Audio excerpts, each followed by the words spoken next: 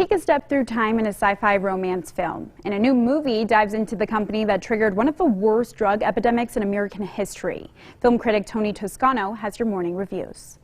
Good morning. Streaming on all video-on-demand platforms is the romantic sci-fi thriller Needle in a Time Stack. I hear you do the time traveling thing. You never been jaunting? It's amazing. The past doesn't just belong to history books anymore. Now we can live it, touch it, change it. A couple's marital bliss is endangered when an outside force uses time to tear them apart. I chatted with one of the film's stars, Jaden Wong. I feel like the film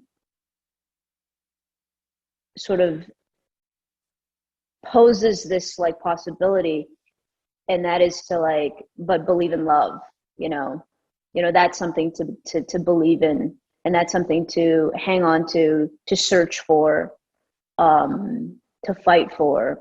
Needle in a Time Stack is a very smart sci-fi romance, but that being said, it is a bit overindulgent as the script is far too heavy for a mainstream audience. After about 40 minutes in, the film feels heavy and melodramatic. Overall, the film is a good try, but it doesn't hit all the notes needed to keep it consistently interesting. Needle in a Time Stack is streaming on all video-on-demand platforms. It gets a C and is rated R. Playing in selected theaters, Jason Isaac and Ann Dowd star in the drama Mass. Tell me about your son. What would you like to know? Everything. I want to know everything. Why? Why do I want to know about your son? Because he killed mine. In the film, after a violent shooting, two sets of parents sit down to discuss the aftermath of the tragedy. I think that everybody will take something different from it. Every time they watch it, they'll take something different. But one thing is it's about seeing each other as human beings. I hope they feel the possibility of connection more. Instead of writing people off, blaming people, hating people, they'll get in a room with people and start a conversation. Mass is a beautiful and riveting film about heartbreak and forgiveness.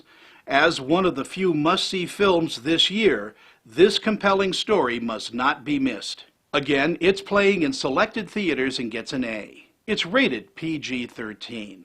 Streaming exclusively on Hulu is the dramatic series Dopesick, which examines the opioid crisis in America.